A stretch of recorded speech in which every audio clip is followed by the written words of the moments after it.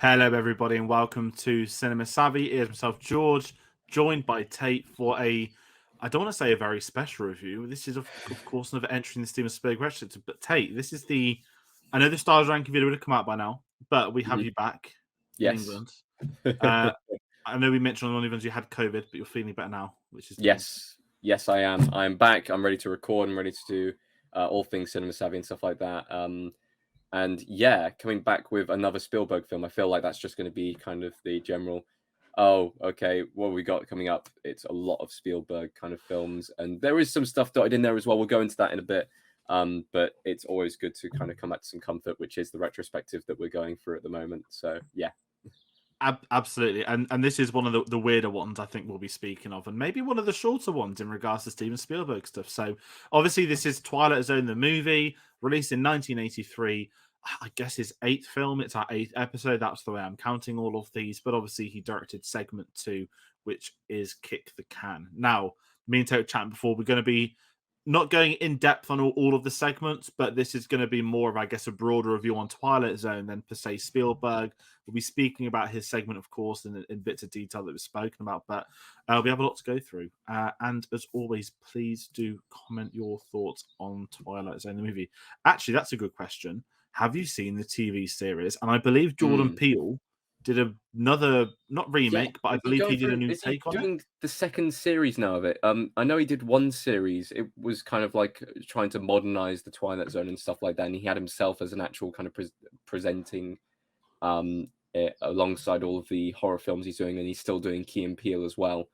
But yeah, he was trying to kind of get Twilight Zone going again. I think they have had one series come out. I think he might be doing a second series now as well. So Twilight Zone is kind of somewhat prevalent in kind of modern day TV, at least. It was very popular back in the day as well. So I know a lot of people may have seen it kind of growing up and stuff like that. So please comment along if you even saw the movie, if you even knew that Steven Spielberg directed one of the segments of this movie and produced the film. Let us know all of those thoughts, and don't forget to like, comment, share, and subscribe. Also, Definitely. find us on our social media. Twitter at cinema_savvy, Facebook, just type in cinema savvy, and on letterboxd.com/cinema savvy. And finally, pick up a jumper or a t-shirt or anything on TeePublic. The link is down in the description.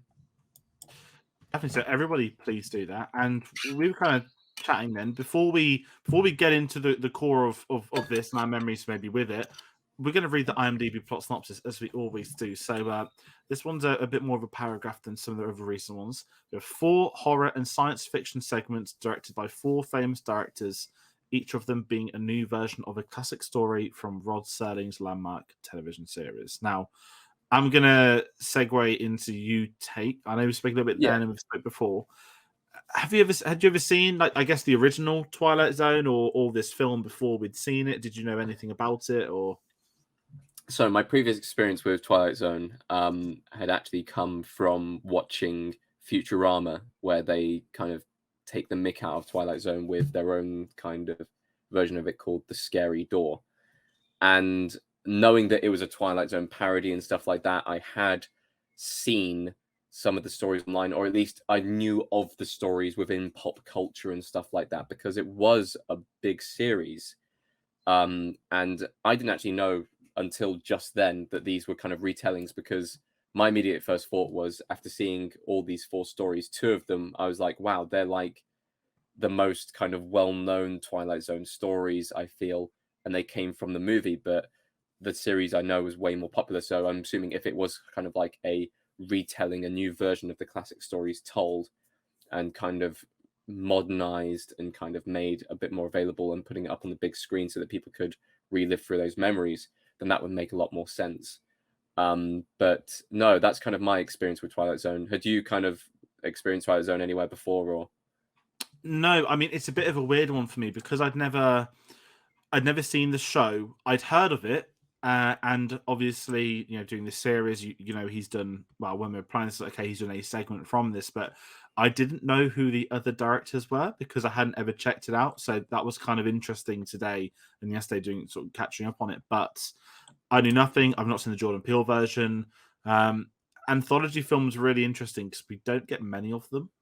And it's interesting because I tend to quite enjoy them, but I guess a lot of people would say, you can watch short films or similar stuff. But when you get sort of big names attached to, certainly, because a remake of classic TV, it does make it quite interesting. And with this being like a Steven Spielberg retrospective, I guess we can say like he also produced this up to a point. Now, this is going to be not tricky to talk about the review, but kicking off, I guess we should talk about the helicopter accident because I was Yes. completely unaware of this. Normally, with instances of films that you'd heard of them, but this one's quite terrible to read about. So, and this affects this entire film. How directors then were on board for it. Some XYZ will go into it, but for the first segment, which was the Quality of Mercy is the official title, not the prologue.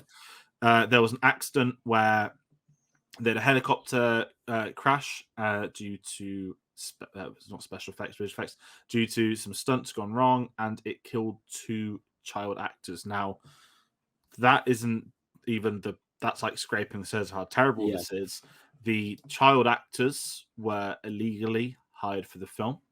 There was nothing about them. Their parents hid them from security to get onto the set. It was illegal for child actors to do night shoots back then. And obviously they both passed away in this. They were going to be playing the role of 2 Vietnamese children that the character would try and take with him to show his morality, and they would later be killed in this.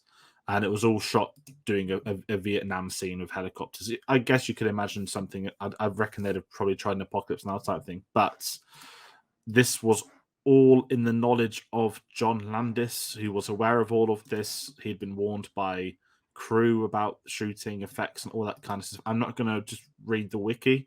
There are legal statements out there. The FBI were involved.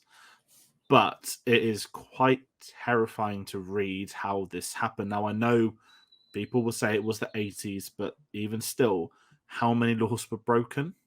And you get this. And without I guess it's a fair time to bring up John Landis. It didn't affect his career at all. No. And I think what surprised me more, I don't know if you were familiar with it maybe, but I've never once had anyone ever mention this when discussing John Landis films, and so many of those films are kept in such high regard. It's never brought up. So that was quite traumatic to read, let alone, imagine these directors being attached to this project. Yeah. I don't know what you think, but it is, I've never seen anything like it. I'd heard nothing about kind of this going into this, and we do a lot of stuff just kind of to do with films, and we watch John Landis films, and we do herald them quite highly and stuff like that. I absolutely adore kind of all of the films he did with kind of the SNL crew, like Blues Brothers, Animal House, those kind of films. So hearing this information, which honestly I wouldn't have known unless we do kind of what we always do whenever we go into these films. We look into kind of issues with production. We look into kind of various different things that could have gone wrong in there and stuff like that. And this was an entire, I'm talking like longer than an A4 page on the Wikipedia, kind of going through the details of it. The fact that without actually kind of going into his career and stuff like that, you wouldn't be able to find out that information. The fact that he was acquitted in the end, but there is kind of possible claims that he was responsible for the death of 2 children on a set, and he's gone on to have a fantastic career afterwards. It's very, very, it doesn't sit right with me, and it didn't sit right with Steven Spielberg. This is the Spielberg Retrospective, so it's worth getting his opinion on this, and we'll go into it later because we both agree that the Spielberg segment of this film is the worst segment of the film. It's not that good. It's a not very good segment. And we do wonder, was his heart not in it after kind of knowing about the John Landis kind of section and what happened in that section and stuff like that? Which sadly for me, it was one of my favorite sections of the film. So it really kind of puts a downer on it because it was well directed. It was a well shot section. It was a very good section of the film. But with that knowledge now, you can even see from the other segments, it's tarnished the entire film having that knowledge of that and having that kind of production kind of mishap being kind of swept under the rug. I don't agree with that. It would never happen, thankfully, in modern Hollywood, you'd hope. But it's not kind of good at all. No, and I think I can't remember, it was the ET review when me and Neil were speaking, but Spielberg uses young actors in a lot of his work. Obviously, ET is probably the best example of that. I guess you could say up to the point we're at now. And he strikes me as a director that, you know, he loves cinema, but he does put them at the forefront of the production. And obviously, look at history of film, certain young actors get troubled as they're older through many different reasonings. And obviously, I always look at the Harry Potter cast as that they were so not strict on them, but they were like educated on set. There were so many rules in place on British productions, whereas American productions are far more ruthless for child actors. Reading all this stuff is quite awful. And I think when you've got the exact same film and Spielberg's segment, it is essentially about the youth of, you know, people reliving their childhoods, being young again, having young actors. You can understand why. I mean, he sort of ended his friendship and relationship with John Landis off this, which I completely understand. And as we both kind of said, it is the worst segment, and it doesn't feel like his heart's in it. And that sounds really dumb, but when we've spoke about all these Spielberg films, like every week we've got like, here's the Oscar section, here's this section, here's what's fantastic. And this feels so drowsy for his own work. And I don't think anyone in the world could look at these 4 segments and tell you that one is Spielberg's if they were to guess which one. You say that, but at the same time, if you told me the 4 directors and then said which segment Spielberg's, I would have immediately gone to the segment that he did. Immediately, you can tell straight away.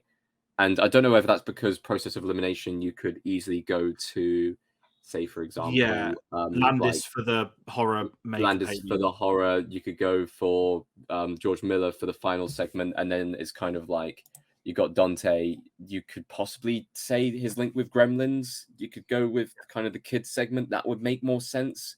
So then you've got kind of the nice kind of like, it's basically a rip-off of kind of Peter Pan styled segment with kind of older people going young and stuff like that, with no, and I want to say this now, we were talking about this before as well, no kind of twist that you'd always expect from the Twilight Zone of kind of like, oh, there's going to be some kind of horror twist added to this and stuff like that. No twist at all. This was just a pure fantasy segment, and because of that, you're like, okay, that's the Spielberg segment. As far as kind of, if we're going into a bit of kind of direction and what's on his segment in particular, because that's kind of the main focus of this, there is nothing to disseminate direction-wise that it was him, apart from the actual kind of content of the story. Like, the actors didn't stand out too much at all. Like, there wasn't any kind of special effects or any special camera work that you'd immediately go, yeah, that's Spielberg and stuff like that. But it just had a Spielberg vibe to it. That's the only thing that you could say about it. That is literally the only thing. And it's such a short segment as well. But it was clearly the worst segment of the film, which is a shame because you'd kind of expect more from Spielberg. But yeah, interesting.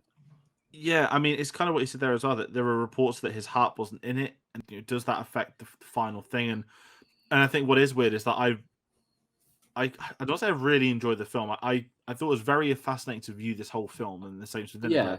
There was some where I was like that, probably the George Miller one, I think a lot of people would say, but it was interesting to me that at the time of 1983, the biggest name there is Steven Spielberg and John Landis, and I think their 2 are the weakest 2, which I thought was quite.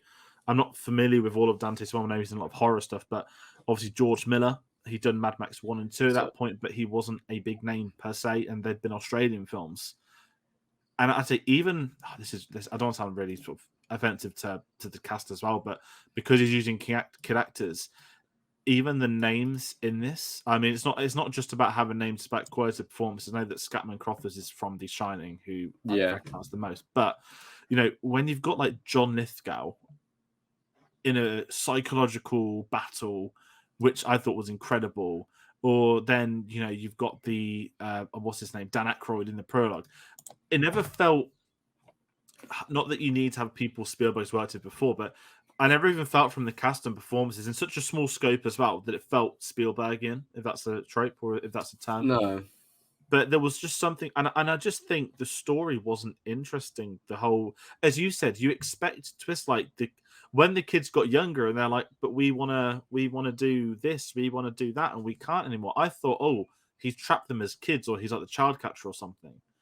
But from what we would get from the other stories and segments into this, it never felt interesting enough. I think the thing about it was the kind of characters never perceived any sense of danger or horror. It was more about the marvel and fantasy of the ability to de-age yourself and the ability to kind of like become a younger version of yourself. And it was something that I noticed during the film as well. It's not like you immediately go, oh my God, those child actors look exactly like those older people, because they don't. It's not even like special effects, they've de-aged them or something like that and going with that angle, because it could be a sci-fi story or it could be a horror story, and this doesn't really fit into either of those categories. It's, and we did make kind of fun of it off air. We kind of said it was like a shit version of Hook, or like a kind of precursor to it and stuff like that, because it's kind of got that kind of child wonderment of kind of older people becoming young and acting like kids again and having fun. But there is zero horror involved in this. There's barely any sci-fi. It's just kind of like a Make-A-Wish kind of, and then like, you know, it just feels like a short film that anyone could have made. Yeah, honestly, anyone could have made. And I feel like even with the material there, I don't think anyone could have made it good. No, Sadly, no, unless you add in a horror element and change the story, there's no way that you can make that segment watchable. Whereas the other segments at least have something to cling on to, or something to kind of like grasp hold of in the story. Yeah, and I think watching this for the first time, because I didn't know who was attached to what segment, I thought Spielberg had done the first segment, mainly because it covered not the time travel, but the whole angle of the Jewish and the Holocaust, the Vietnamese stuff. That to me is the kind of thing. And maybe because as Spielberg's got older, he's delved more into real life historical films. But if you put all four out, if not, I know we sort of said it, but if you take the directors out of it and you just tell a random in the street, here are 4 segments, Spielberg has directed one of these 4. What one do you think it is? I think it would be the first one. I would have said the prologue. I wouldn't have even said the first segment. I would have gone with the prologue, because it's that kind of style of shot. It's that kind of style of writing. You'd expect that from Spielberg. You see that in a lot of films. And I think as well, off the back of E.T., Indiana Jones, and it's this. And again, I understand it's a segment. I understand it's it's TV oriented, and there are other films coming which we'll be able to talk about in the next few weeks. But it's just to me something that worked with this. But if we're sort of segueing off Spielberg, I don't know if you want to speak about any of the other segments, because mentioned. So you mentioned that there was an interesting cameo in the "It's a Good Life" segment, the Joe Dante segment with the kind of kid. I quite like the horror angle of that segment, just to start off with the whole kind of kid holding them hostage dynamic and stuff like that. But you mentioned that Nancy Cartwright plays the child in that segment, who ends up being the voice of Bart Simpson later on in life, which I thought was amazing. Because she gets eaten by the cartoon. I mean, that's quite terrifying. When you, it's terrifying. And this is it, like the whole horror concept of you can live in a cartoon. If you expect like a jokey type thing, but when you've got these like horrific like dragons and monsters and they're running away, she's gonna go. And it was that segment was so weird because I didn't know which way it was going. Yeah, like is she gonna be with him or leave and die? And it was really interesting. And I think what sort of fascinated me is because I've not seen much Joe Dante stuff. It was like experiencing something new. Yeah, and it's like that, not even body horror, but there's that sort of form of horror which is just. Is it psychological horror? I don't think even. Yeah, I'd say kind of it's psychological horror, kind of verging on. Yeah, physical with it. It's physical. It's interesting, like and I like that kind of stuff. And you get the whole sewed up mouth thing, which I know a lot of. I was thinking Doctor Who with that for some reason. Yeah, I was thinking Doctor Who with that as well. I thought that But looked straight out of Doctor Who. But there was one thing, like, I originally, when watching that segment, thought, okay, because the family's all searching through kind of her purse when they get into the house and stuff like that. I wonder, is this family like a family of like aliens or monsters? Because as soon as I saw the girl with no mouth, I thought they're gonna steal the lady's mouth, and they're gonna try and pretend to be a family. And each time they come over, they're learning more and more about humanity because they're entrapping these people and stuff like that. But no, they went with the kind of just straight up, the kid is holding everyone hostage because the kid can get whatever they ask for and stuff like that, which is really scary when you think about it. But I want to talk about my favorite segment, which is possibly the most famous Twilight Zone segment. It was George Miller's segment. It was Nightmare at 20,000 Feet. First of all, fantastic acting in this segment. Easily the best acting across all of it. It was Lithgow, wasn't it? Lithgow, yeah. I Yeah. When it started, I don't know if you've seen Blowout, the Brian De Palma film. It's got John Lithgow in it, but I No. thought it could be like a Brian De Palma. It's just like it's psychological to the absolute point, and I think when you get John Lithgow, who I think's a really is he an underrated actor? I feel that he's someone that been in a everyone lot of that films. I feel that everyone that knows who he is by his name knows he's a fantastic actor, and I think that maybe the general audience aren't familiar with him directly by name, but can crop up films they've seen him in. It's like a really weird analogy, but the moment he popped up, I was like, oh wow, like we've got John Lithgow in this, and the whole concept of the plane. And I know this is, obviously we're in the future and whatnot, but sort of post 9/11 as well, like a plane drama, potential gremlin on the wing, all that kind of stuff. I absolutely love that. And that's the closest I've been to sort of edge on my seat. Give me something psychological that, ends with him in a straight jacket, and then you get the perfect loop around to the very beginning of the film. That is, and it was that moment I was like, okay, maybe I should be watching Twilight Zone or giving it a go. And I love that kind of stuff with it. And it's the fact it's George Miller. I had no idea it was him. And I was like, Mad Max, But and I can see it. you could immediately, you kind of, as soon as you know who the directors are, you're like, oh yeah, I can see it. I can really see it and stuff like that. But it's the only segment where I was genuinely like, oh my God, what's happening next? What's going to happen next? Oh my God, on the edge of my seat. It was the only kind of segment that actually drew me in, apart from the prologue, which I also want to point out as one of my favorites and stuff like that. It's just, I don't know if it's because it's the most famous one and finally kind of seeing the actual version of it and stuff like that, or seeing it in full was very interesting, seeing how it played out and stuff like that. But like you said, the looping of that fourth segment back into the first segment was kind of really cool to watch and stuff like that. So I'd say that was kind of the highlight of the film for me, at least, that segment. But I just want to bring up as well about George Miller was that with the helicopter incident, he actually quit the film. So he was on post production and he just walked out, which I respect massively. Yeah. And Joe Dante then supervised post on George Miller's one, which I thought was quite interesting because it's that horror element to it, but it's the loop around going back to the very beginning, and I think what makes that prologue work, because I know it's sort of jumping all over the place, but it's the fact that Dan Aykroyd is known for comedy. So to bring him into and not that it's horror, but to take him out of you're going to go from Dan Aykroyd and being funny and all this to then suddenly he's a monster. That you as the audience like, well, okay, I didn't expect this bit to happen, but it did, and I think that makes that moment worth it. And when he comes back at the end with that smile and it comes full circle, I thought it was so well done, and it's like the perfect way to sync it all together as one.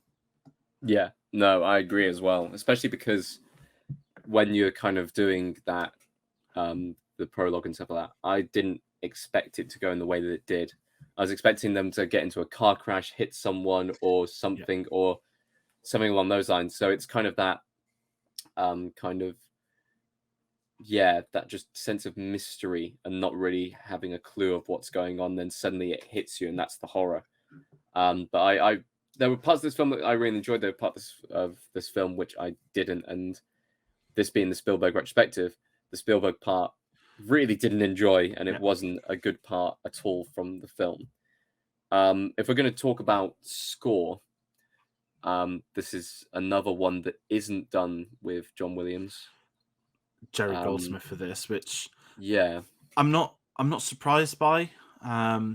Just on the fact that Spielberg's doing one segment from it, and with it being based off TV, it's probably pretty formulated that you got to follow certain story beats. But again, I'll also say that with this being, I guess, John Landis's vision more than anything, by the time it's finished, it probably.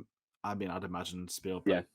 Not that I know, He, but if there was a conversation, he would have probably yeah, told Williams, "Don't be involved I now." was going to say Goldsmith also did episodes of the Twilight Zone series and kind of scored the series beforehand. So coming into the film, it's good to have someone who has that experience before being able to do it, and kind of has that sense of how to put up the tension that would work with kind of a TV drama and stuff like that. Yeah, and I quite like the theme, but then again, when it's based off TV, it's really hard to. Mm, Most iconic shows, this is really plain and boring, but I don't feel the same. But almost every classic film has a soundtrack to match its legacy, and I feel the same with TV. Certainly mm, for TV, it's a theme or an intro that has to match the quality of the product. And I'm sure that there'll be instances of both where you might have a fantastic film with a rubbish score or a great series of an awful theme. But if you can just point some out for me that I can research, because I just never ever find them. And yeah, the score, I'm glad that Williams isn't involved in this, because I'd imagine Spielberg got to protect a lot of people based off what happened. And also the fact that some of this was still filming whilst the accident happened, like that, mm. that's got to be tough on like everybody involved. And when there's, again, not just kid actors in Spielberg section, but you get young actors in the other ones as well, it must be really uncomfortable for them to be involved with. Mm. And I think it ended, they were saying, with Spielberg essentially saying that directors need to lose not full creative control, but the new age of Hollywood, they needed to sort of Yeah, revamp it, and a lot of laws came in place after, which they should. But it's yeah. just, you wouldn't expect that in the 80s still. I don't know, maybe because I thought, I guess that's the positive impact of the movie. I think even Spielberg at the time would have had already such a big repertoire, kind of such a kind of not a hold over Hollywood, but he had such big influence over Hollywood at that time already, even though he was still quite young in his career. So for him to kind of help, or at least push forwards kind of change and reform to make films safer and stuff like that, to kind of take away all of that control from the director and kind of put a bit more towards kind of the studio. And I mean, we always talk about kind of give the director more control nowadays and stuff like that. But when we mean that, we do mean creative control. We don't mean safety. Safety yeah, should always be in the hands of the production and the studio and stuff like that. So it's really good that kind of he spoke out about it, and directors like George Miller walked off kind of working on the post-production of the film, yeah. and that people were actually angry about it. I'm glad that people were angry about it and stuff like that, because people dying on set is always a tragedy, especially if there is direct kind of blame that can be placed on someone like John Landis, who was kind of knew about it and possibly at fault. It's such a tragedy in that sense. And what makes it sort of, I mean, the whole thing's terrible, but they weren't even in the script. This was a Yeah, completely that's the big thing I underhand, feel. Yeah. and this is what makes this scary reading it, is that nobody knew about, and this is a stretch because this happened, but I don't want to compare it to like trafficking, but when you get those like horrible headlines of like Yeah. 20, 30 people dying, and it's because they're trying to like, enter another country for a better life and stuff, and it's like they were just a job for somebody else to do. Mm, And that's what I feel, these kid actors, that it was John Landis, like, it doesn't matter, like, I'll get them in. As I said, this isn't in the script, so no one's going to mm, know safety wise. We're going to get them to film at night, which they're not allowed to do anyway, which is probably why they're not in the script and no one knew about it. The parents to hide them from security, so security don't know. And the fact that the helicopters were flying low near the sets and stuff, and it is just amazing. And that's why this has been a weird interview for me to talk about, because I cannot believe. I mean, today I don't think this film would come out if this happened on a set. no. I think the film would be shut down and be eradicated. You get like a Rust situation where like it's been Yes, put in like permanent hiatus and and stuff like that because of and safety on set concerns that have resulted in a death. and I'm glad you Like, brought that, because that probably is the comparison, that we've had something in the last year happen that should not happen ever at all. and there are so many things in place to stop stuff like that. Now, obviously, that is ongoing, and I'm not going to get political. Certain political people will have opinions because of somebody involved that is very political, which isn't the way it should be looked at. It should be looked at the real story. How did an actor end up with a prop gun in their hand with that was live loaded bullets in it? Yeah, and that is the jobs of many of the people. So and I guess the question from this film is, how did two child actors end up on a set at night, unaccounted for, near dangerous kind of machinery that has gone wrong? And exactly, and well, 3 people died from this. It wasn't just the kids; it was 2 kids, and it was one other person. So it's like they lost control of the helicopter as well with it, and they reckon that some of the flares hit the tailgate, and it's just it's some things that should never happen, and unfortunately they can in productions. I think stunts is always the one where we read about a passing of a stunts person every few years, and I mean, you're similar to me. You've worked in the industry. You know how hard those lists are for people to even become stunts people. Certainly here in the United Kingdom. Oh yeah, I'm not sure on the laws in America for stuff like that, but to get trained up for that takes years and years and years and years of planning. And you know, I mean, I've seen the new Michael Bay film. I'm not going to bring that up, but there was like behind the scenes footage of a stunt that almost went wrong, and you see things and it's terrifying. And it's just obviously not that our input can change things, but for people to be highlighted too that. You know, a lot of illegal stuff happens on sets, and this is just a safety point of child actors for this one. If you really drill it down, there's unthinkable stuff. You know, you need to, without getting too modern, you need to look at the Harvey Weinstein stuff to really have an inkling of what people can do for decades unchallenged. And it's just this has been a weird review for me because the whole John Landis stuff is just it's stuck like a. I remember we did a Mulan review of the whole filming stuff, and I was just kind of sat there like, I'm not going to watch this. But if I didn't know about this before, it would have possibly changed the perception, the perception of the watching. Film, but I watched it after. I knew this information afterwards. And it's more John Landis now. I'm just sat there like it's like how have I not? I mean, again, maybe it's on me. Maybe I should have read it, but it is that again. It's that whole sweep it under the rug for certain people, and again, I can see, and with this being a Spielberg retrospective, now I know why this is never spoken about when people speak of his work.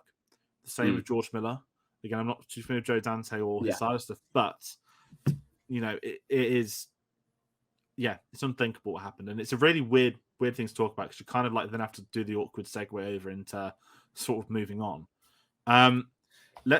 Let's talk some of this stuff. I mean, we mentioned, you know, we weren't keen on the second segment. The film itself, I mean, Rotten Tomatoes wasn't a thing back then, but a lot of critics seem to review each segment by themselves, which is appropriate for something like this. Probably one of the biggest reviews of the time, Roger Ebert, he gave Spielberg's section a 1 star, whereas the best section he gave it was 3.5 for the George Miller section.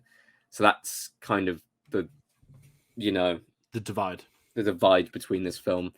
If I was ranking these sections, including the prologue, I'd probably go section 4, so Nightmare at 20,000 Feet, then the prologue, then It's a Good Life, then Quality of Mercy, then Kick the Can.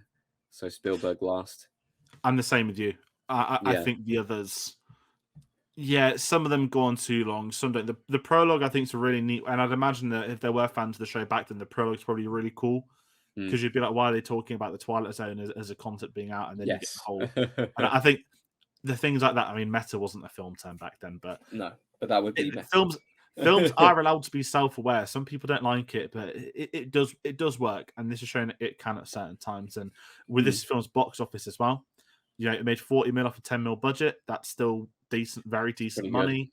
Yeah, you know, it's not ET numbers, which was the highest gross film ever the year before, and it won't be the numbers his next film makes. And for the first time in many weeks, this is the first film since it'll be 1941. No Oscar nominations. No Oscar nominations for this one. Normally we're sitting here saying, oh, there's 12, oh, there's 11, there's 9, there's 8. Zilch for this, and I can understand why. And you know what? Like, without getting even political about award ceremonies, it'd be even more tragic if they would acknowledge a film that has had something like this happen. that is where you draw the. I mean, there's many lines to be drawn, but Yeah. when the official places would recognize this kind of thing, that'd be terrible. Mm. But yeah, it's been a weird review. How is it perceived today though? Because like, and I'll be honest, I didn't know that Spielberg or any of the others had directed a Twilight Zone movie. No. I feel like Twilight Zone itself as a series is kind of known as its kind of 50s into 60s TV show, kind of the end of the black and white era, kind of coming in with horror stories that has been kind of, it's been parodied, it's been copied, it's been taken as influence for horror TV, especially Anthology, over many years. You wouldn't have a show like Black Mirror, you wouldn't have a show like the modern day Twilight Zone as well, and all of these kind of anthology sci-fi shows. You're talking your Love, Death and Robots, and anything without the Twilight Zone to come before it. Did it need a movie version of itself? Probably not. It's probably these directors were possibly fans of the show and stuff like that, and were probably asked to come on board and direct their own segment as kind of a homage because they were all kind of previously done in the show itself. But people don't talk about this one nowadays. It's not one that immediately comes up when you think of the Spielberg library. And I guess it's one that kind of, even when we go into kind of ranking towards the end and we kind of go back through and look back through all of the Spielberg films, this one's definitely going to be one that's forgotten off the list. It's one that's just kind of fading into obscurity, whether that's because Spielberg directed a small segment or whether that's because Spielberg's segment just so happened to be the worst of the segments. No, and that's the best way to put it. And without getting sort of too, I've never seen the Doctor Who. Was it a TV film in the mid-90s of Paul McGann? Yeah, and it's something, right? No one speaks about it because there was the original series. Here's the thing, though. Paul McGann's now they do speak about Paul McGann. Paul McGann is now kind of considered a canon Doctor, and he gets more stuff. Like he's done the most radio plays and audio books and stuff like that of Doctor Who, I think, of any of them now. And he's really kind of grown into it, and the show recognizes that because it didn't recognize that at the time that he was a Doctor. So interesting. And this is the take, is that they speak about the series before and after. Not necessarily him they'll speak about, but his film is that grey area. And I wonder again, I've not seen the original, the Jordan Peele. Maybe the forgotten thing in the middle that no one wants to reference for a variety of reasons. So quality is obviously one big thing, but obviously the instant just leech over this, and it is hard not to bring that up. And sort of segueing into final thoughts, tricky one for me because the 4 different stories. As I said, for me that knew nothing about it, I was intrigued. What it did make, I'd be very curious to see the show. I wouldn't get around to it because I just don't get time to watch much TV anymore, if I'm being really honest. But I'd be very curious to check out the show. Now I've not seen Black Mirror. I know you have. And the other anthology show that the whole world speaks of is Twin Peaks, which I still haven't seen. Yes. I've not seen this. Twin Peaks is very Twilight Zone-esque. Yeah, and this is kind of it, and that's what I was thinking. I was like, if the show's a bit weird like this, or if Twin Peaks might be weird like this, it might be something I enjoy. So down the line, who knows? But sort of my thoughts on this, great to get George Miller making his way with fantastic short, some interesting stuff. But ultimately, once you know the behind the scenes, it's really hard to pull any positive thoughts on what's left, if I'm being blunt. Yeah, exactly. So with that in mind, it's like it should be a downer, but it's a very awkward way to segue to sort of jump in excitedly commenting your thoughts on Twilight Zone. As Tayte said earlier, if you've seen the series, and we want to know your thoughts, mainly even the Jordan Peele series that has come out as well. Yeah, so please do, because it was very curious to check this sort of stuff out. And again, with these old properties used to take, these are big name directors, and how they get on shows like that is always a question. So please do hit the subscribe button. There's a lot more Spielberg stuff on the way, as we always say. Next up is going to be far more positive. We get to talk about the one and only Indiana Jones and the Temple of Doom, coming Tuesday, the 24th of May. I am very much looking forward to that one. You can check out the review on Razor Stark from a few weeks ago by the time the videos come out on the channel now with Ed Dalista from IndieCast. It was really good fun. And Tayte, we'll obviously have you on the next one to get you on Indiana Jones. And we've got a couple of other things coming up on the channel. So, we're in May. It is Star Wars month. Obi-Wan Kenobi is coming very soon, unless they magically delay it, which they won't. We have reboots from hell happening every single week at the moment. There's been Attack of the Clones, there's been The Phantom Menace, and next up will be Revenge of the Sith, Monday the 23rd of May. At some point, there will also be an Obi-Wan Kenobi predictions video, if that is not already out by then. And there's also a lot of other Star Wars stuff happening on the channel. There's a massive video on May the 4th, so you can check that ranking video out, which a lot of people submitted in for, and many other stuff. And as well as that, there's another property back, I guess you could say. Top Gun comes out next Wednesday, and we're going to do a review on Top Gun, the original, on Wednesday, the 18th of May. Keep your eyes peeled on social medias for a Top Gun Maverick review as well. Obviously, Tom Cruise is back. Joseph Kosinski is involved, and it's going to be very intriguing to see that film. But May has been hectic, to put it lightly, to plan, to organize. And you know what? Twilight Zone, I give it this. It made for something. It made for a different watch, to get something shorter, an anthology. And yeah, but Tate, where can the people find us if you get any of the last minute videos that pop up? So you can find us all over the place. So find us on Twitter at cinema_savvy. Find us on Facebook, just type in Cinema Savvy, or find us on letterboxd.com/Cinema Savvy. Also go into the link in the description and pick up a t-shirt or a jumper from TeePublic. Definitely. So everybody, please do that. As you said, we'll be back next week with Indiana Jones and the Temple of Doom. Cannot wait to talk about that film, to revisit that. And to everybody at home, thank you for watching, and be sure to join us then. Take care.